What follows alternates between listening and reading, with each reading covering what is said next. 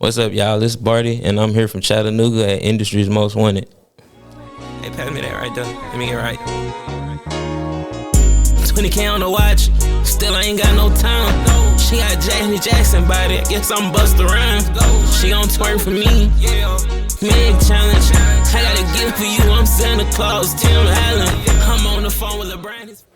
Hey, what's going on, man? It is your girl, TampaMystic, and we are live on the Industry's Most Wanted podcast. Big Industry's Most Wanted, not the little one. We got Chattanooga in the building. Shout out to Barti. What's going on with you, family? Yo, what's up? Good to see you, man. Give me some love. Boom. Appreciate you being here. I know you got a lot going on. Go ahead and give us that official introduction. I'm foreign Barti. I'm from Chattanooga. I rap. I, engineer my own music. Sometimes I get into making beats, sitting down looking at beats and stuff. Yeah, I do a lot of different things. I help edit in my videos sometimes. A lot of different stuff. I love that. It's important when you're a music artist to be hands-on with a lot of what you got going on because, you know exactly what you want. Mm-hmm. You know what I'm saying? Unfortunately, you've got, somebody over here, your significant other who steps in and helps with that type of stuff. Are you originally from Chat? No, I'm originally from New York. Okay.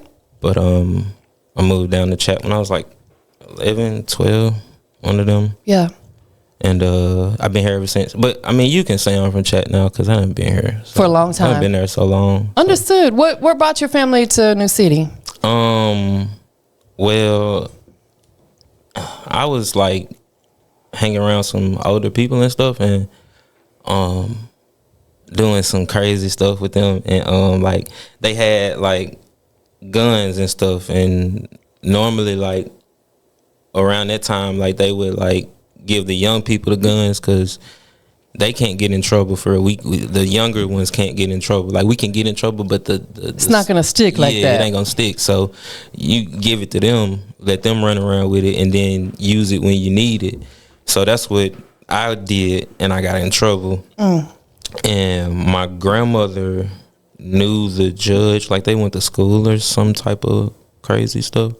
They went to school together, so he told her I had two choices. I could either leave New York and not come back until the time of having a gun was gone, or I could just go to jail, for that time of the gun.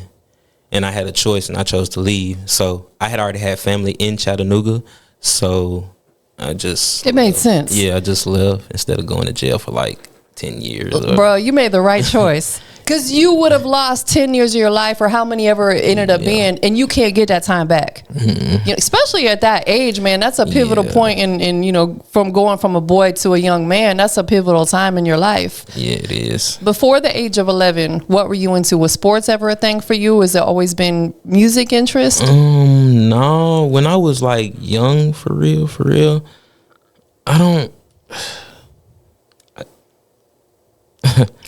I couldn't even tell you what I really was into because I didn't know who I was. Yeah. So at 11, I think I was playing outside and playing with sticks and hitting people with stuff. Like I wasn't thinking about rap. It was when I got like 14, and I think I seen a Nelly video. It wasn't like no X-rated video. It was like what video was, I think it was Air Force Ones. Yeah. And I seen that video and I was like, bro, I want to be a rapper. And then like it was just like then the grill song got the Let Me See You Grill, that song came out. I would just stand in front of the mirror like I would have a do-rag on, a hat, and like I would get aluminum foil and put it on my teeth and just stand in front of the mirror and rap. And my mama would come catch me and she'd be like, and I'd be so embarrassed, but like I know that's what I wanted to do though. Yeah. So it just, I don't know, it just kind of grew on me. Like the videos, just seeing how everything was and like the music. And I knew I just liked music because it just how it make me feel. Like I don't know how to explain it for real, but it just make me feel different. Like I can really listen to music all day. I can sit down and listen to music all day. I'll probably like vibe out listening to music, but it wasn't like it's just not something that I wanted to do my whole life. Like I ain't gonna sit here and cap and be like, yeah, when I was 9, I just knew my daddy gave me a mic and I just sat there and rapped with it. Like, yeah, I ain't no rap cap in your game. Yeah, none of that. Yeah, I don't. It just happened. No, that's dope though, and shout out to Nelly. He and the whole Lunatics were extremely influential. They was. You know, shout out to Murphy Lee. That's my personal partner, and his brother Keywan. Super dope. Very, very influential. You know, even Pimp Juice. I got my Pimp Cup. You know what I'm saying? Yeah, all that's real influential for real for me. Absolutely, definitely. So, about what age did you really start diving into it? Was it after you moved to Chattanooga? Yeah, it was after I moved to Chattanooga. It was around, I want to say 16, 17 when I really when I met up with my cousin, my little cousin Tez. He in jail right now, free him. But when I met up with him, he had his own like makeshift closet studio. Yeah. So he was just like, rap. And I was like, man, I ain't finna rap. He was like, bro, rap. So I'm just around him every day, and we doing all this other stuff, getting in trouble, just running around trying to find weed and all type of other stuff. Yeah. And, like, just doing stuff, and he was just like, bro, just sit down, and we just finna rap. We ain't got nothing else to do. We ain't got no jobs. We don't have no kids. Just sit down, rap. And that's how it started. I just was in there playing around, and then it's like I started to realize like everybody else would go do other things, and I would sit in that room for like 4 to 6 hours on one song, and I was like, yeah, this is it. This is what I want to do. You had that epiphany. You knew, like, there was that moment where you're like, you know what, this is really what I want to do when I pursue. About how old were you around that time? I had to be around 16, 17, because my cousin, he was at least 14, 13. And I started hanging with him because he seemed older. I know people going to be like, 13, 14, you hanging with a 13, 14-year-old. But his attitude was so much older than a 13, 14-year-old. He had wisdom. Right. If you seen, like, around that time, if you was around him, you'd be like, there's no way he 13, 14. But he really is. Yeah. I just took a liking to him because it's like you so young, but you so mature at the same time. So yeah, it was around 16, 17 when I started rapping for real. Like when I felt myself like this is what I want to do. Yeah. Let me ask you this, being that you're from New York and you said about the first 11 years there, so you probably heard some music growing up. You know, New York has also been very influential on hip hop and just over the years. When you first started doing music, were you more inspired by New York type style, or was it more like, you know, Memphis, Chattanooga, Tennessee, down south type style?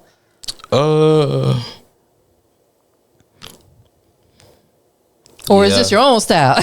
It was I was influenced by, I don't really know who to say I was influenced by, but it was definitely not like a down south style.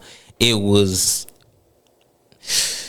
like some old, I want to say like some Tribe Called Quest, like not even ASAP Rocky, what's his name? I forgot his name. Joey Badass type stuff.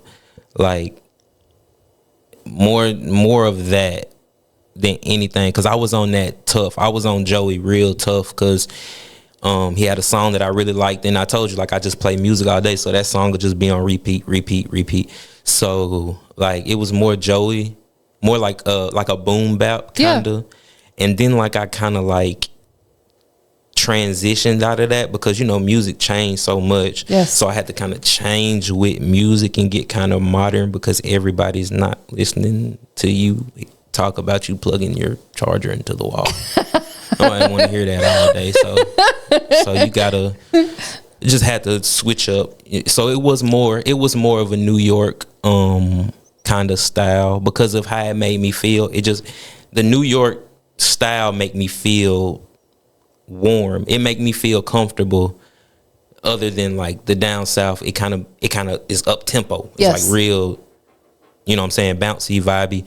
But New York is different. So yeah, I definitely had a more up north style when I started. Do you feel like the New York style music is more lyrical than what you're hearing down south? No, I ain't gonna lie to you, because I heard some good stuff down south. I ain't gonna lie, a lot of down south. I listen to a lot of down south music now, to be honest with you, and it's all about really what you like for real. Because like, you can put on some Young Thug and he'll be lyrical, right? You know what I'm saying? And he's not from New York. He's not from nowhere up north. He's from here. Yes. So, you can put. I believe anybody can be lyrical. I don't think it's about where you from. I just think about what you into. Yes. Like what you like. Understood. Like, to be honest. Absolutely. Any thoughts of ever going back to New York? To live? Yes. Nah. He's like, I'll keep the inspiration from there, but I'm not. Yeah. It's too cold. We gonna keep the hope alive, but I'm not living back there. It's no. No. He meant that. No. You still got family up there? Yes. So you can go visit and then come back home. I do. I can go visit. I do go visit. Me and my best friend got family up there. So we do go visit, but as far as us staying up there, nah, I couldn't see us up there.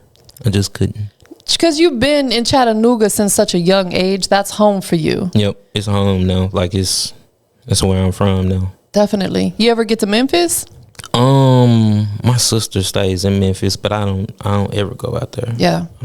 There's a lot of dope music out there, a lot of dope artists. Though. Yeah. It is. It's a lot of it. Super talented. But as I'm being put on game, Chattanooga, shout out to Quattro, man. Talk to me. He's been putting me on game. I've known him for a while. Like, he's actually interviewed with me, I think a couple times. He's did the mic performance, and he's been introducing me to so much like hidden gems out of the city. In your opinion, what is the music scene like for artists like yourself coming up in the business in Chattanooga? This is a touchy subject right here. I don't like to talk about Chattanooga when it comes to music, because it's so. I mean, me and Quattro talk about it all the time, but it's so it's like popularized almost. Yeah. It's like if you're not popular, like if every hood and everybody in the hood, in that hood and in every other hood don't listen to your music, we ain't listening to your music, buddy. But it's that I don't feel like that's right though. I think we should all be on one accord, but I don't think that's gonna happen. I think a lot of cities be like that though, for real. It be a lot of blind hate. It really do. And like I was mentioning to you, I moved here and because I felt like I was not getting as much love in my own city. Came here and everybody just welcomed me with open arms. They love you. Yeah, you know what I'm saying? And I've been here for almost 11 years now, and I'm like, I'm not ever moving back home. I go visit like you, but I'm not moving back there. Definitely. I've been told by a couple of the artists that's come here and sat down with me about an event that takes place in a studio called Pass the Aux. That's something I would love to come attend. Have you been? Yes, but I don't want to throw any salt. Understood. I've heard good things about it. You know, I mean, I guess everybody has their own opinion about it. It's I don't want to be a negative Nancy, but it's like I always it's like, because my type of person, I'm always the type of person that like I find a corner and go sit in that corner and not talk. And it's not because I'm mad at anybody. It's not because I'm going through anything. I'm fake depressed. None of that. It's because I be reading the room. Yeah, like you I have just, to. I just be reading the room. I done been in so many situations where it's like it happened that fast and you didn't even know it. So it's kind of embedded in me where I just go sit down somewhere and shut up, and then I just listen, watch everybody move and watch what everybody doing, their body language. And I done been to a couple past the aux, and it's like everybody feel like they should have been Soulja Boy. Yeah. Like, and it's like we ain't gonna get nowhere if everybody feel like Michael Jordan. Somebody got to be Scottie Pippen. That's facts. You know what I'm saying? Somebody got to be a Rooter. somebody got to be the sixth man. Like, Absolutely. it's a role we play, and it's like, when I go to Pastor Ox, that's what I feel in there. I feel like everybody want to be the top dog. Nobody want to be like, I like that song, or we need to work together, or everything that they said, you really hard, or it's like everybody's so scared to tell somebody else or praise somebody else because of glazing or whatever type of names they put on giving praise to people now. Like, everybody's just so afraid to do that and afraid to connect, and everybody just think they Michael Jordan. So it's hard to even tell somebody like, hey, I like that. Yes. And I agree with you 100%. If you are an artist and you feel like someone else is fire, it's okay to tell them that. Yeah. It is okay to tell them that, because everybody's journey is different. For sure. It's 100%. Sure. And that's one thing I can give praise on Atlanta. Like, since I've been here, artists really do tap in and support other artists. Me and Bigga do showcases once a quarter, and artists, like, they're front and center supporting the other artists. That's the way it should be, because people can come up together. Mm-hmm. Let me ask you this, being that you're kind of on the other side of what a lot of these other artists is doing, there's no shade to them, but you're your own man, you're your own artist. Mm-hmm. What do you feel like you could personally do to change the narrative of how that's taking place? I don't really think I can change it. I don't think I can, because it's like I can reach my hand out and stick my neck out as much as I want to link up with him, do music with him, and support him. But as a human, I sit back and open my phone up, and it's just like, if I'm putting out all this energy to support you, and then when I drop something, I don't get any support, as a human, I'm gonna feel like, what I'm doing. It becomes very draining. Like, what am I doing? So I don't even try to fix anything anymore. Like, I don't try to be that person anymore. I just put my people up. Yeah. I just try to bring my people up. And if you feel like that's selfish, you just got to understand where I've been. Because I've been where I trying to reach out and support him. And then when I drop something, or I do something that I would, not even asking for, but just looking for my friends to be supportive, and they don't, then it's my fault. I'm the one upset because I set my expectations so high. Right. So I just don't do that anymore. I just, stick to my people, my main people, make sure they're supported and uplifted. And that's all Absolutely. That's why they say it's lonely at the top. And it's the facts, because along the way, people are going to eliminate themselves. They are. You just have to leave them where they're at unapologetically. Like you said, focus on the ones that are, reciprocating that same type of energy, the same type of love. I'm like you. When I walk into a room full of people I don't know, I always read the room to see if I even need to be in that room. Right. For sure.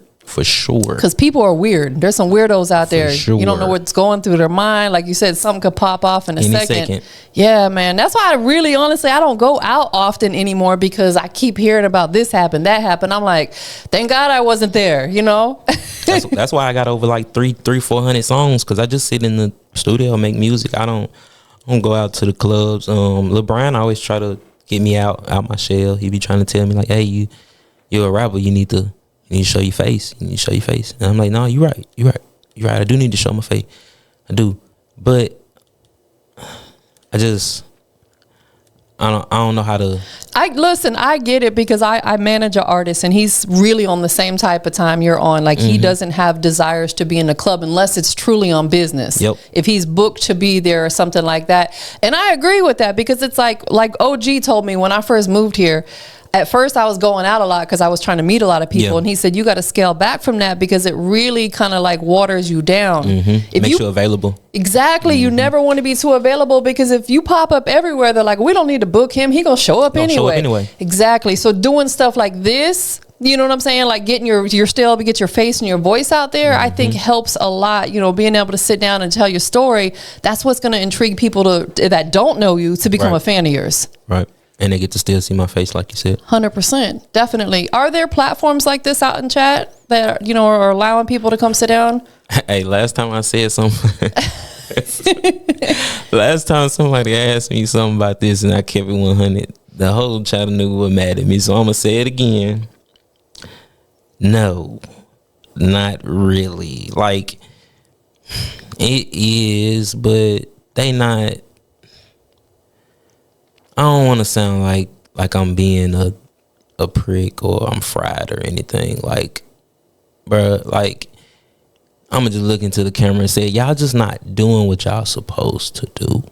Like, the consistency is not there. Yeah. Like, you're not really focused on Chattanooga artists. You're more focused on other things that's going on in Chattanooga, which is okay. But it's like, if you're a music blog page, where's the artist? Yeah.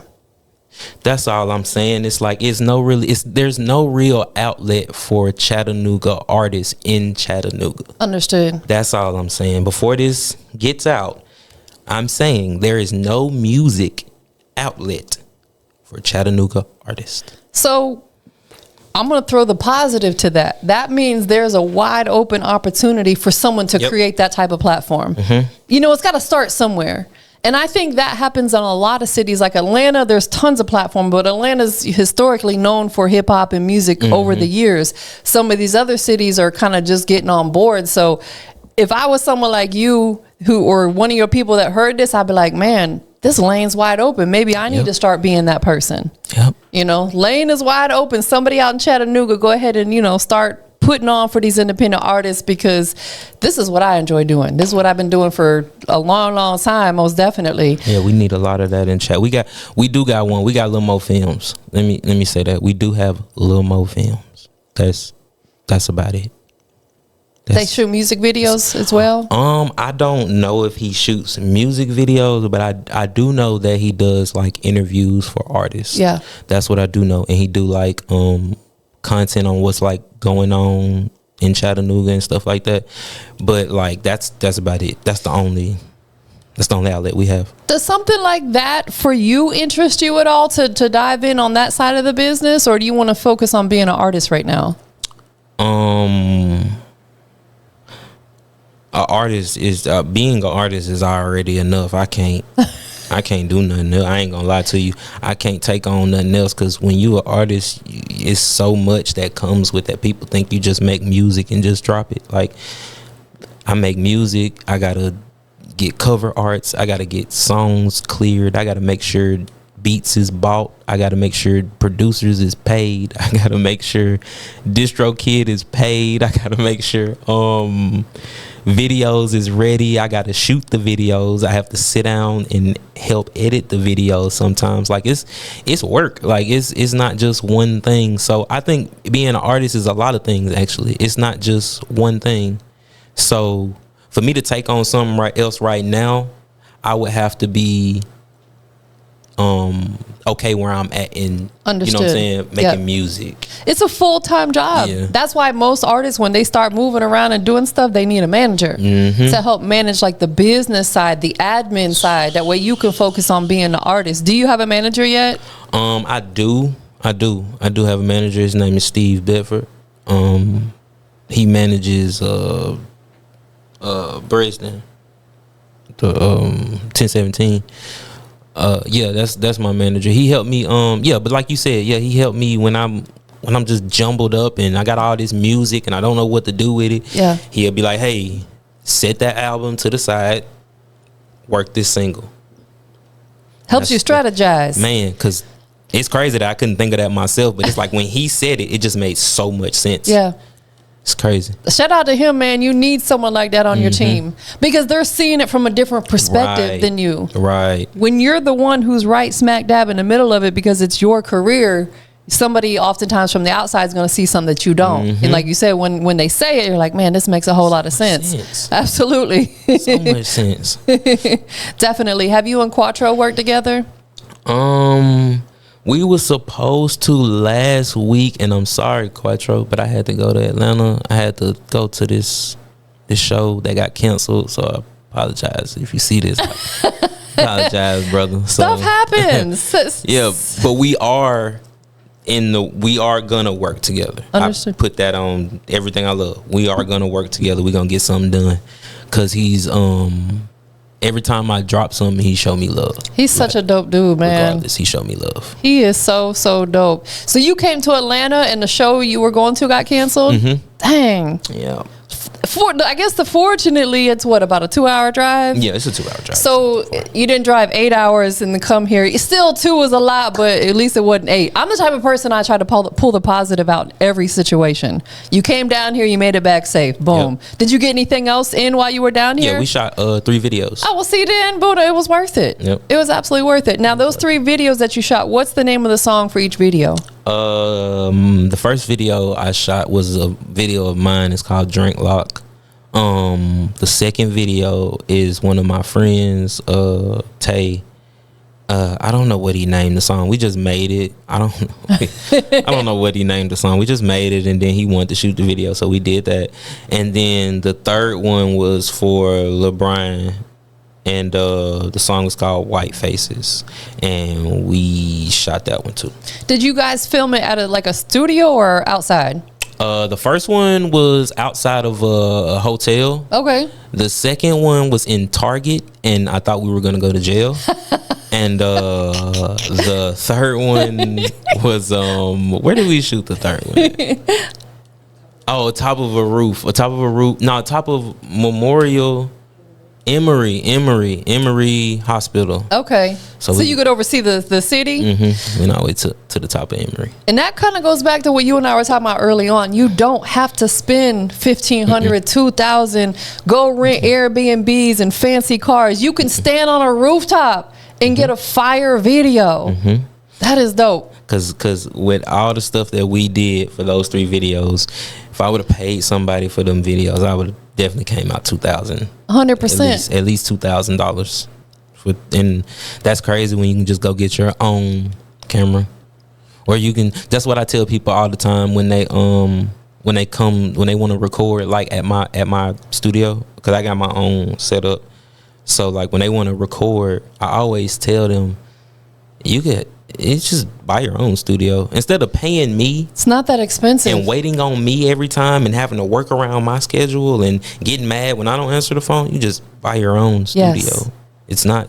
It's a no-brainer. It really is, because it's nothing like getting those thoughts out when you need to. You might wake up at 2 in the morning, 3 in the morning, and have something like an idea that you need to get off right there in that moment. For sure. And if you have to wait 2 days to book studio time, it's gone. Gonna feel the same. It's not the cadence not gonna roll out the same. It's 100%. You're not gonna have that same feeling. It's nothing like it. And it's crazy because LeBron is the one who instilled that into my head, because I used to have to wait on him and work around his schedule and record. You're like, come on, bro. And he was like, hey, bro, I love you, but you gonna have to get your own studio. He was like, I'll record you whenever. Yeah. But just to avoid having to wait on me, wait till I get out work, or I got my child, and you know what I'm saying? Like, just to avoid that, you might as well just get your own. I think that really showed that he does love you, because he put you on game. He could have been like, man, keep going paying me. But he's an artist too, right? Yeah, he understands what it's like. He's booked and busy. He's got stuff going on. How long have you had your own setup?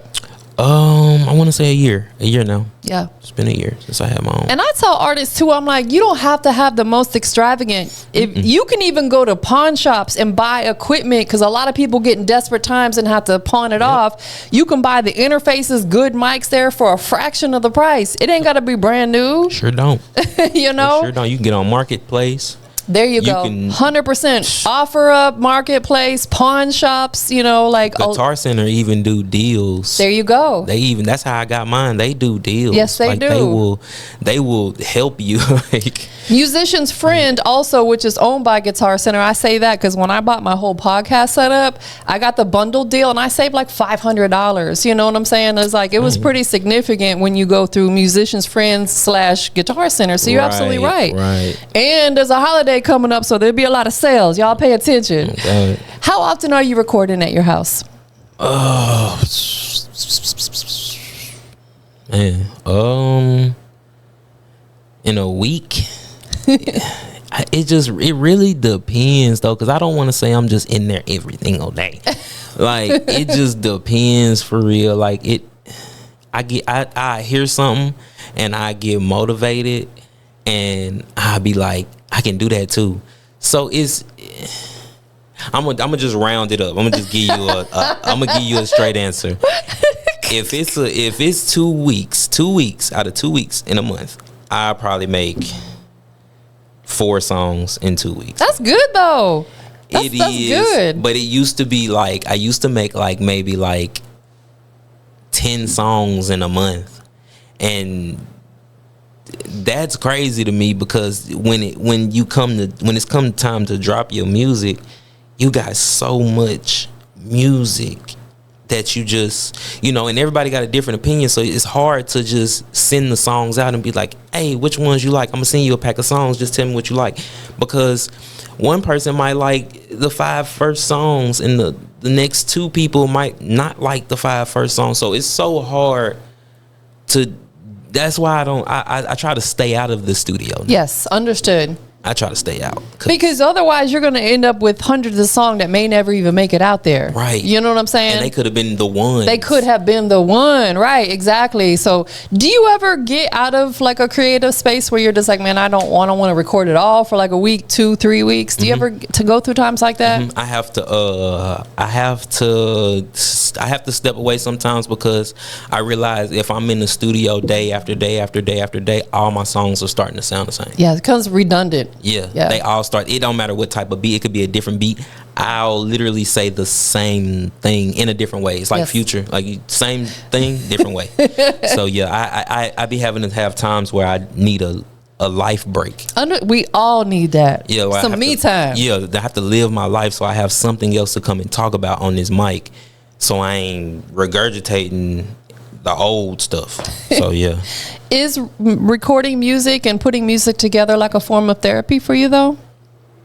It is and it isn't, because it's like it calmed me down, but it still stressed me out because if something don't sound the way I want it to sound, then I'm still it is what it's not. It is what it is. And you said that you're now engineering your own music as well. So you're recording yourself and you're handling the mixing and mastering as well? Yes, I am. How long have you been doing that?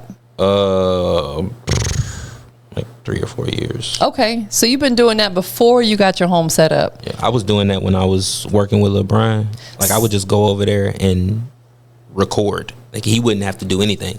That's why he would let me record, because it's like he know what he doing. I don't have to do anything. I just got to be here. Yeah. And then he don't even really have to be there because it's like we so tight that I just want to record. I don't want anything else. I just want to record. Like, go on about your business. Right. So yeah, like I've been recording myself and engineering myself for about 4 or 5 years. Yeah.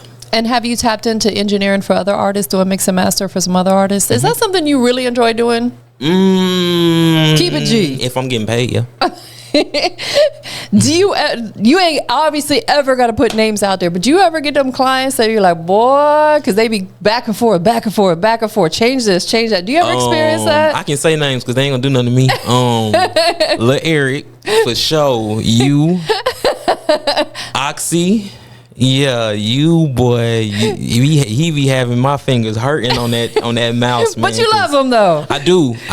I love him for real. I love him. That's my homie. I love him. But boy, hold on, boy. I'm dead. Have you ever thought about doing a little comedy on the side? You got a sense of humor on you, boy. I tell you.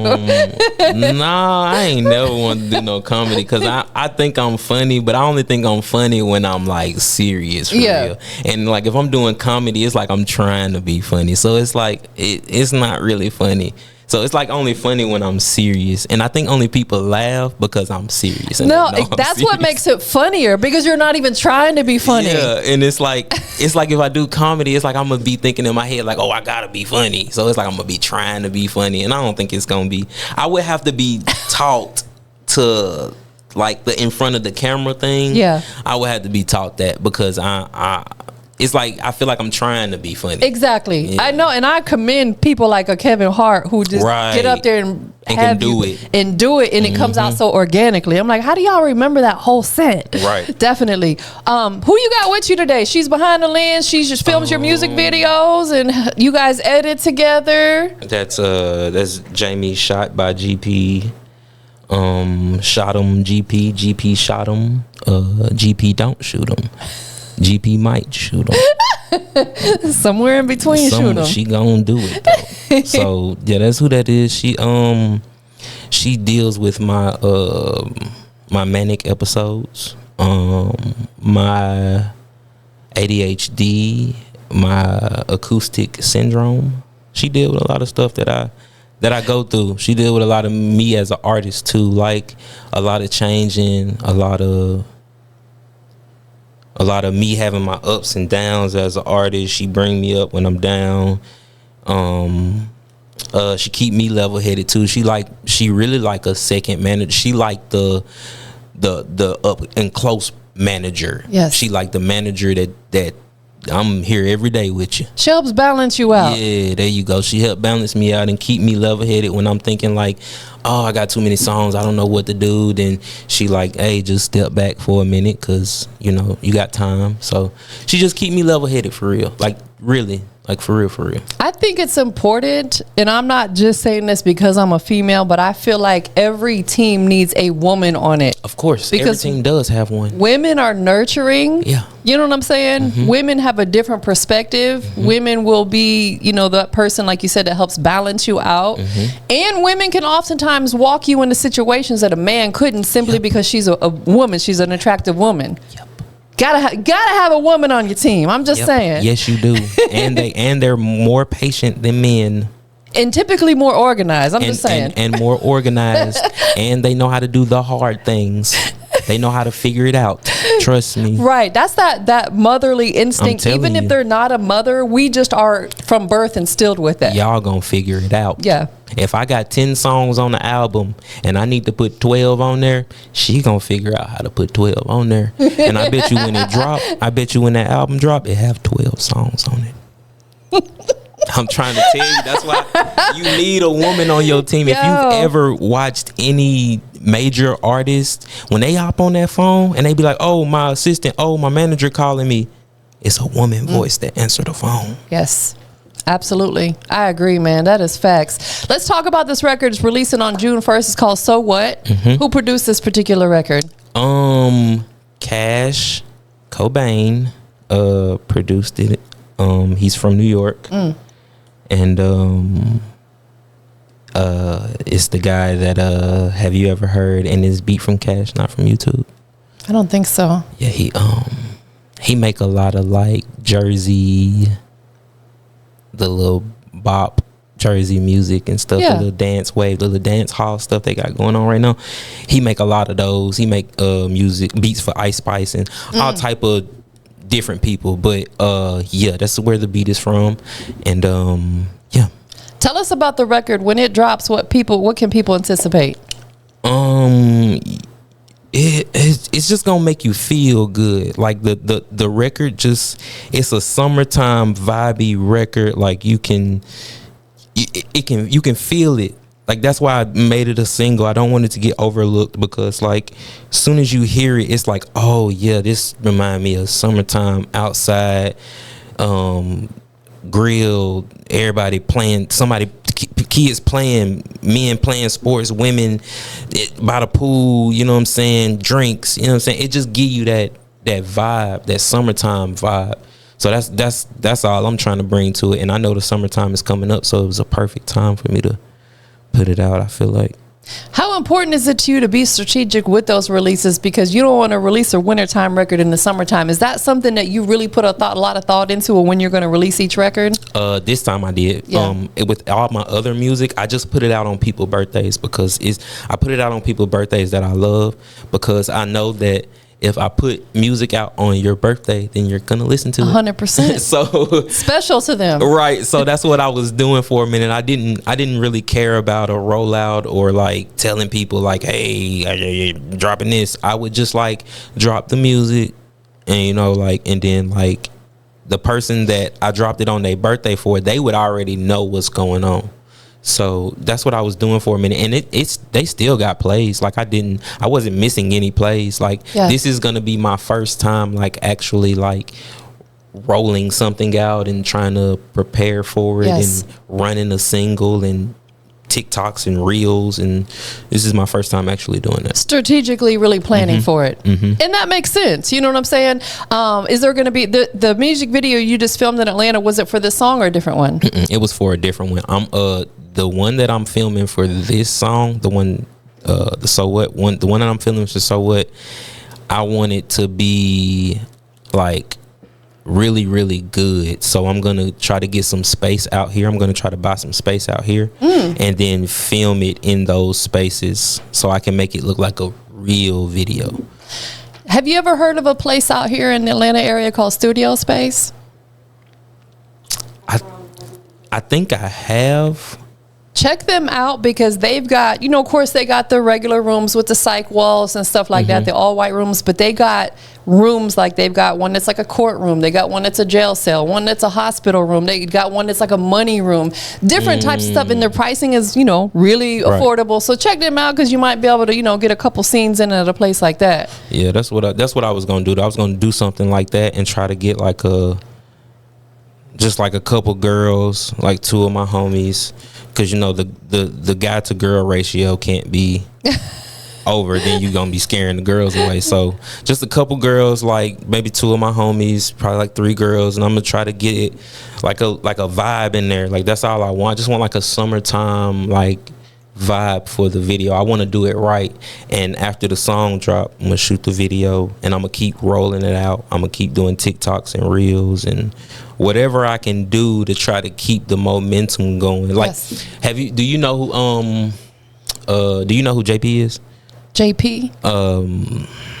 He's from your area? Nah, he from Milwaukee. I got these. I don't think. Have I heard it for real, maybe?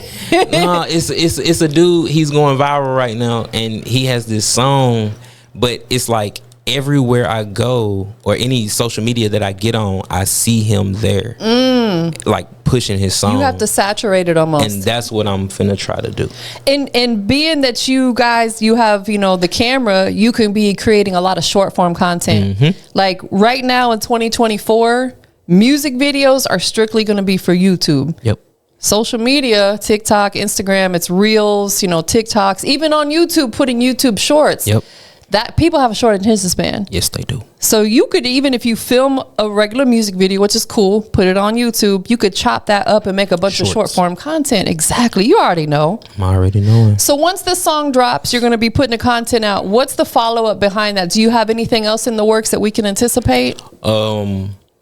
Well, I have all this music, so the So What single, I'm gonna put that out and push that so I can get ready for this album, because I got all this music that I got that's good. I know it's good because people are asking me to release it, and when am I gonna release it? I just have to get all the songs ready. Yes. Like I have to, and that's what I'm releasing the So What for, so it can hold them over the summer, and then I say around September, the end of the year, I should be ready with a full album. About how many songs are you anticipating? Probably like 12 to 15. Okay. 12 to 15 songs, because they had to wait so long. You want to get them out there. I'm gonna give them 12 to 15 songs. I'm gonna give them a full tape. I think that's a good time to do it in the wintertime because people aren't outside as much, moving around, doing stuff. So they got time. Yep. They got time. Do you write, like, as far as putting pen to paper or putting it on your phone, or are you more like punching in? And how does your music come together? My music come together like me punching in, sitting there trying to figure out what I'm gonna say, listening to the song over and over and over again, taking breaks, breathing for a minute. Just a lot, for real. Like sometimes I do a song in 15, 20 minutes. Sometimes it'll take me an hour to do a song. Yeah. It just depends on how I'm feeling. Then I got a son too, so it depends on what he going through, because I might have to get up and, go do something for him, or, what I'm saying? Like, so it depends, for real. How old is your son? He's 9. He's 9. Is that your only child? No, I got another one on the way. Okay. So let me ask you this. 9 years ago, how did that change your life, becoming a father? It didn't. No? Cause I already didn't do nothing. Yeah. I already just rapped. So it was. You're already on the straight line. All I had to do was just stop getting in trouble. Cause I mean, I was getting in trouble, like getting caught with stuff and like doing stupid stuff. Yeah. But like, as far as like going out and being social and hanging out, no, wasn't really doing that anyway. Wasn't doing that no way. So he didn't stop nothing. And anywhere I was going, my son could go with me, you know, like, cause I would just go like to my brother's house or to LeBron's house or like, and it's no danger over there. So Understood. So I could bring him with me. So he didn't slow nothing down. No, that's beautiful though. Mm-hmm. Typically what I feel like kids, the biggest thing they do for us is they teach us to be more proactive rather than reactive. We think about our moves before we make them. And even if you're already doing that, I think it instills it even more because it's bigger than you when you have a kid. Way bigger. Way bigger. And you got another one on the way. You know if you're having a boy or a girl? Girl. Okay, girl dad. Girl dad. It's my first girl. I've been wanting a girl. When's your baby girl gonna be here? She's supposed to be here in a week, but we don't know yet. Cause I don't know. She not dilated, so we don't know. She's supposed to be here in June, but we don't know yet. We don't know. But that's a blessing, though. It is. That's a blessing. Your son, is he a fan of your music? Do you let him listen to it? No. Okay. Because he don't. Say no more. He like Roblox and stuff. He at that age. Yeah, he a nerd. That's good though. Yeah. Continue being a nerd. Right. He a nerd. Yeah, I don't force my music on him. If he like it, he like it. I mean, but he has told me sometimes that, Dad, I like that song, or when you make this song, or oh yeah, I like that song when you make that, or I catch him singing the song, but he don't just like fan out, go crazy. Like he really don't. Cause you're a dad. Yeah, I see him every day. Exactly. Like, you're just like an ordinary person. Y'all like him? I see him every day. He get on my nerves. Like he be telling me no. Yeah, he be telling me no all the time. Y'all like him so much. That is dope, man. Anything else that you have in the works? Do you have other business ventures that you're pursuing? Maybe your own merch or anything like that people need to be in tune with? Yes, I have my own merch. I got clothes. You know, if you like clothes, I got clothes for you. If you wanna, what you got? I got some shirts. you wanna buy some shirts? I got some shirts for you. But also, like, if y'all do have like ideas, like I kind of make merch based off my album covers and my music. So like, if you would like a shirt of an album that I have, I will make it for you. That's dope. Or I will make a couple or a lot, just depending on how many people ask or want it. I just need to know.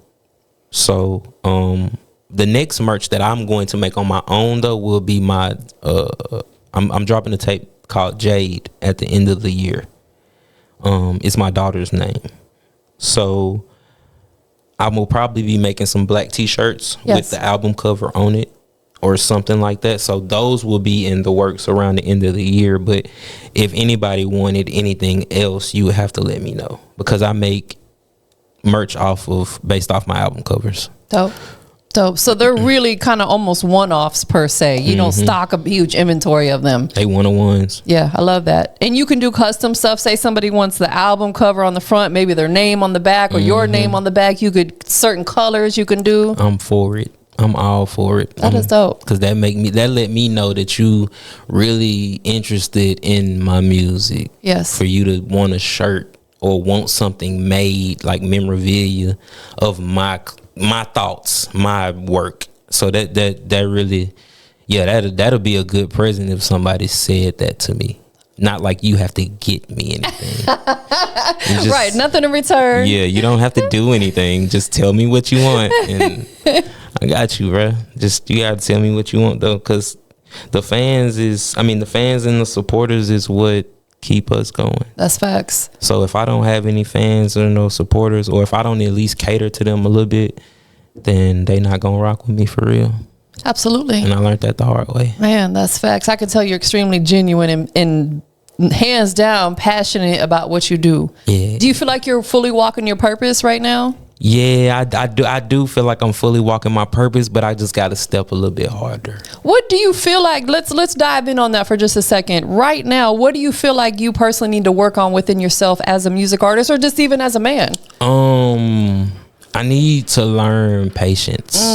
I need to be a little bit more patient. Super important. For real. Like, I need to calm down. For one, I need to calm down, and I need to be a little more patient and just let things roll out how they supposed to roll out, because the cards are already dealt. Yeah. And they gonna play how they play. No matter how much you shuck and jive and shift and move, them cards still already dealt. So I just need to calm down, have patience, you know. What else? I need to just go harder with this music stuff, because it's always room for improvement. Yeah. It's always room for improvement. I need to do more interviews. I need to get my face out here more. A lot of people think I'm mean, and I'm not mean. I'm not mean. I just say what I feel, and I don't mean it in a mean way. I just like to get the point across, and I don't like being around the bush. But yeah, like I need to learn more patience. That's the main goal, is to learn more patience. I think a lot of people are on that same time, because me and my artist just had a conversation day before yesterday. He and I both were in agreement that we both need more patience, because we don't know what someone else may be going through. Right. You know what I'm saying? You know, if someone else might have some life stuff going on. So it's like taking that accountability. OG Bigger Rankin always says, stop pointing the finger, start pointing the thumb, taking that accountability. You know, because there are things that are just not within our control. I was talking to her about that yesterday. We just, like you said, you know, it's already written. It's already written. We just have to let it come as it is. Gotta let it go, because like you said, you don't know what nobody going through, and it's crazy. I was talking to her about this same thing yesterday.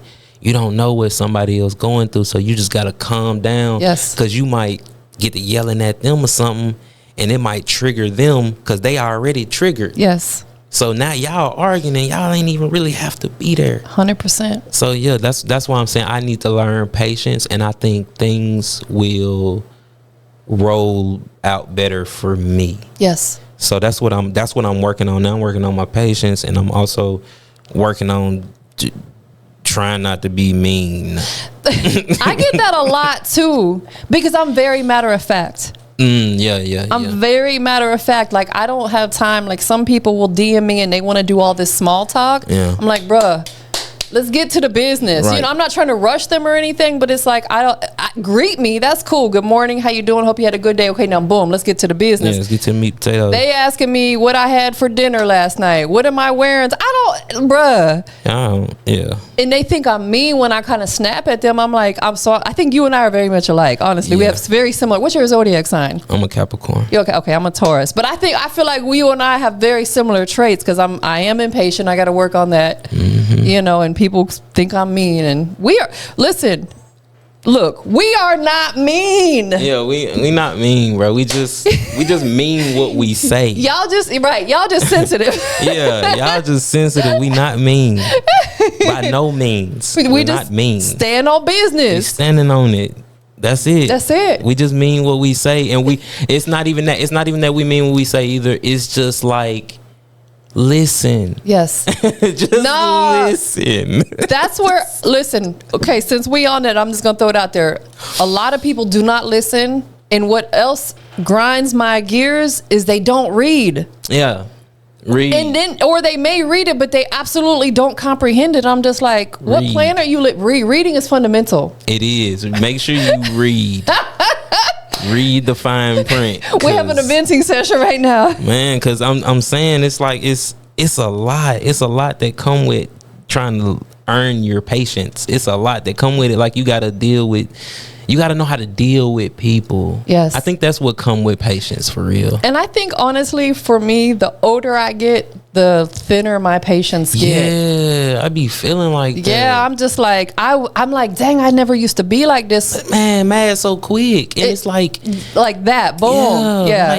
And it's like, dang. But bro. I think a lot of it comes from what's going on in the world. There's so many triggers out there, and there's so many weirdos out there that we have our guard up, even though we shouldn't have to walk around with our head on a swivel. That alone kind of makes us tense and makes us uptight. So not that we're making excuses, we're just stating facts straight like that. Yeah, we're just stating facts, man. But yeah, it's the patience is thin, but I'm trying to thicken my patience back up. I'm trying to get my patience back thick. We'll have to touch base from time to time, be like, how them patients doing? Man, for real, we gonna have to, how you patience going? Cause hey, mine got tested yesterday, for real.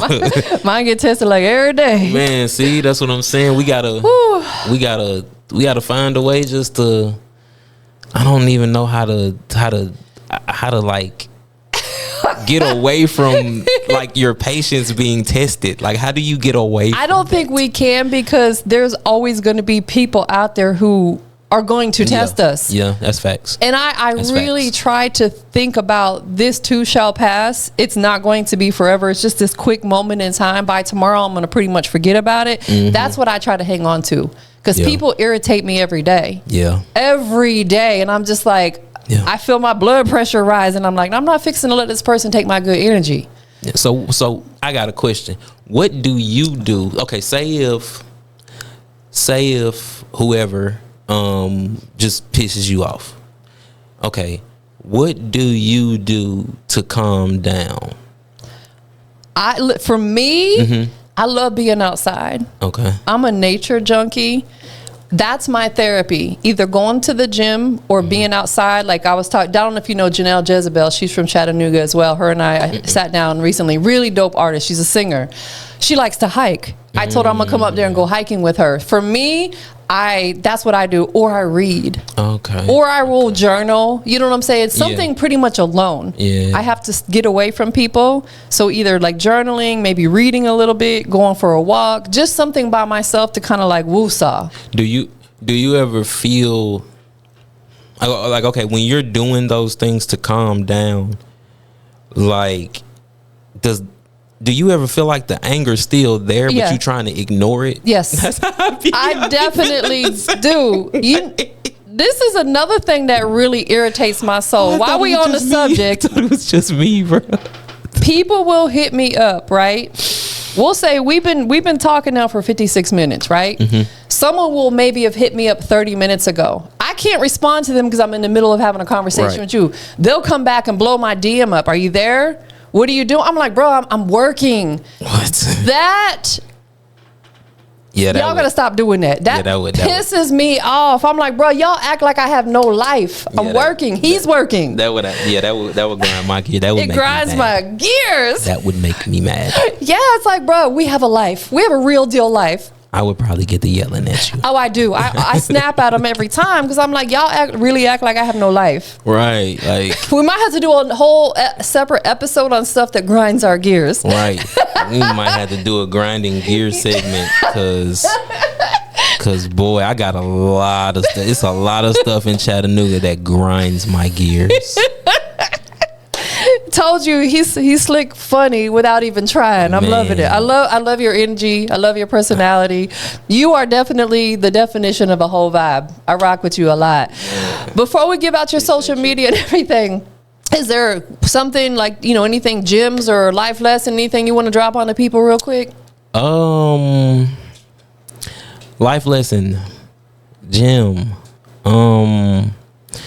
If you want to do music with me, don't DM me and or if you want to do anything with me, bro, don't DM me and have this full conversation about what you want to do. And then when we're going to do it, start talking about money. That's not how you handle business. That's my life lesson tip, Jim, to you guys. Straight like that, man. That's a good one. Listen, it's been such a pleasure to have you here. Pleasure is mine. Rocking with you. We got almost an hour in. I honestly don't go this long most of the time, but when the conversation's good, it's hard to stop. So I appreciate you being here, bringing the good energy through. Tell everybody where they can keep up with you. You can follow me on Instagram at bad word Barti. Just spell it because it's spelled differently. Okay, FUXKBARTI. Barti. He said bad word. Yeah, I don't want to say the no word. I know that's right, because we getting you on FM radio. Right, so. We don't want to, you know what I'm saying? We gotta, Gotta stay professional. Appreciate you for keeping it PG throughout the conversation. Keeping it P. But that just, to me, shows your professionalism, straight like that. Anybody you want to give thanks to or give a shout out to? Shout out to Cuatro Cinco for one. Shout out to my mama. Love you, mommy.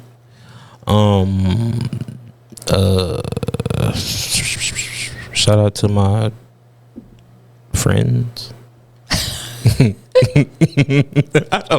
And shout out to yourself. How about that? Yeah, shout out to moi, man. That's facts, man. This one. Period. Last but not least, we live. Big industry's most wanted, not the little one. Wanted. What makes you the industry's most wanted? Man, because they don't know what they want yet. That's why I'm the industry's most wanted, because they don't know what they want yet, and I'm what they want, and they don't know it yet because they don't know me yet, but they gonna know me. They finna know me soon. They finna know. So yeah, I'm what they want. What they want and what they need. And what they want, what they need, but they don't know it yet, but they gonna figure out soon though. For sure. We up out of here, y'all. All right, y'all. She gon' twerk for me. Big challenge. I got a gift for you. I'm Santa Claus, Tim Allen. I'm on the phone with LeBron, his favorite line. My money.